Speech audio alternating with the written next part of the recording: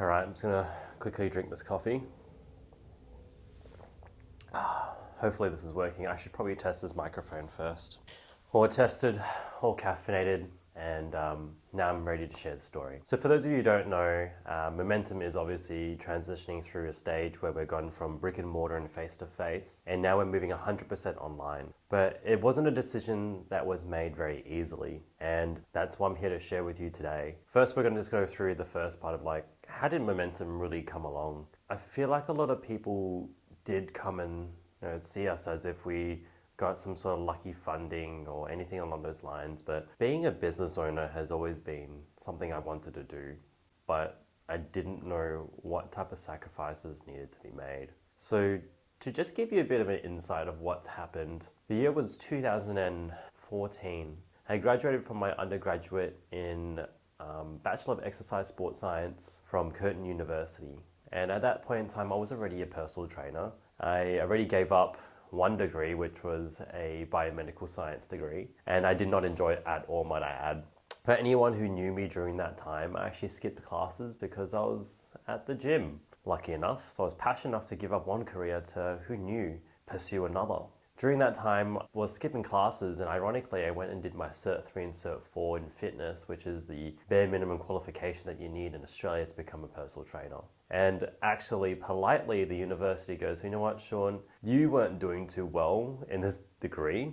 We're going to ask you to take a semester off. And I said, no, that's okay, I'll stay back. And they're like, no, this is us telling you that you have to take a semester off because you did so bad. So I really started worrying about that. And so luckily I had my Cert 3 and Cert 4, and I said, you know what, at least I can work in the industry that I like, and this could be a blessing in disguise. Luckily enough, at the same time, sports science was just being released at Curtin University, and this is a place where I met my best friend David as well. And we were kind of in the same boat, going through our second degree, going, look, this is the last one, we need to just push through. And I'm glad that I met him, and I'm glad that for the experiences that we had. Now, during this time, I've always had in my mind that I wanted to be a bodybuilding coach. That was just the fascination, the bodybuilding coach, the powerlifting coach, whatever it might be, because those were the two things I was so passionate about at the time. I loved feeling like I was strong, and I loved looking like I was fitter than I was. And so that's what I did.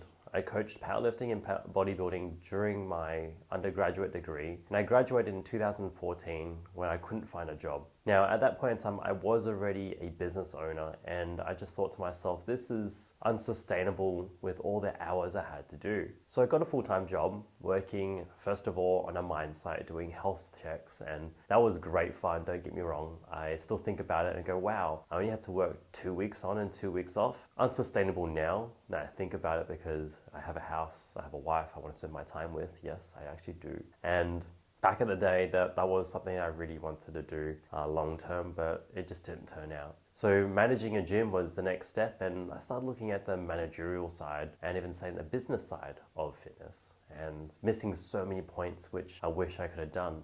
Working in the business was a different thing. It was a different can of fish, different can of problems, and I didn't enjoy it because I didn't get to actually help people on their journey directly. If anything, I was only just making sure that people were buying memberships and making sure they weren't canceling their memberships, and I was trying to get more of them.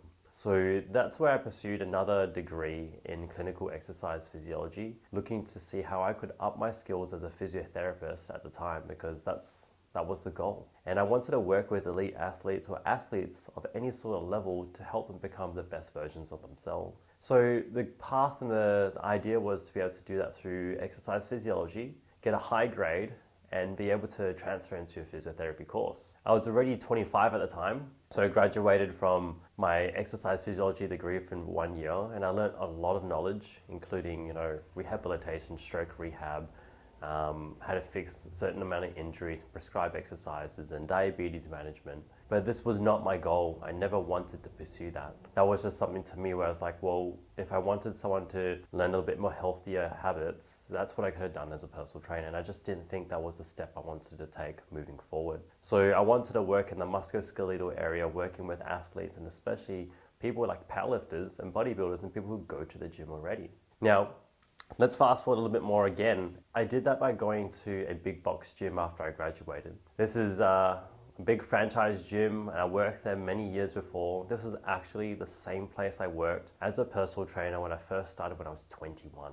And I started trying to develop a program to help people actually feel better and get stronger once again. I worked hard for 2 years working on this, but it just didn't pick up because I knew the skills that I needed to do to be able to help a person, but I did not know the skills I needed to be able to run a business to help more people. And that's where I got burnt out again, working 5 o'clock for my first client, all the way through to 10:30, having a rest for maybe an hour or two, literally napping in the beanbag room to train for maybe an hour, and then get back into work from 4 o'clock all the way through to 8 o'clock. Doing that 6 days a week, it was unsustainable. Now this is where I say my shining light came through, and that's why I met my now wife, Nancy. And I realized that this was unrealistic for me to be able to look after both of us in the future long term. And we only just started dating, but I was already starting to feel the struggles of how do I balance work with life when I barely have time for life and work is now becoming my life. So ultimately I gave that up. Now this is where we start talking about momentum now.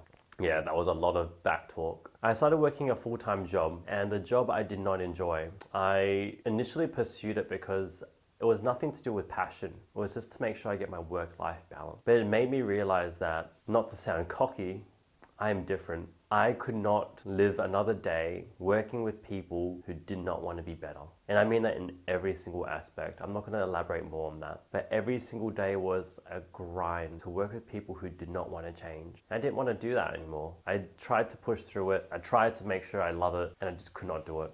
Not seeing people grow and develop was hurting me, and it was starting to affect me too. So that's when my wife and I sat down and I said to her, look, I just don't think I can do this anymore. I don't think I can work in a job where I'm not passionate about. And she goes, well, what do you want to do? Because I believe you can do it. I almost went back into uni and studied chiropractic science. And by the way, no, I did not get the grades to be able to go into physiotherapy. She said, what do you want? I said, I want to change lives. I want to be able to help people become the best versions of themselves. I want people to realize that they can be better beyond their wildest imaginations, because I used to be that person. I used to be a person who was, talked down upon from all his friends and bullied at. I used to be the person people used to laugh at, and I probably still am, who knows, but they're not my friends anymore. But I knew that if I could apply myself in one aspect in life, which was my training, I knew that those values and those habits would go into any other aspect of my life, including business, relationships, and life in general. And I said, that's exactly what I wanted to do. Thinking about the core values, and everything is still there to this day, which is why we have things like build momentum. Momentum is key, and making sure that we understand what we are standing for. And that's how momentum came about. So every single Sunday, we would watch some TV, we'll get some breakfast, we'll come to my house and we'll have a whiteboard.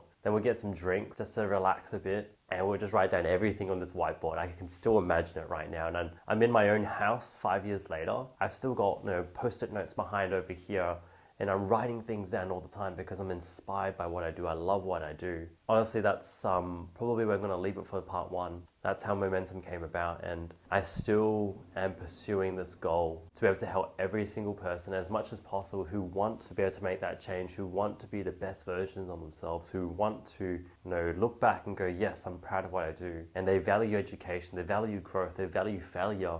They cherish it, if anything, because they understand that failure is part of the journey. Well, that's part 1. I can't wait to show you what part 2 is all about and how we actually built momentum. It actually kind of hurts still thinking about it, because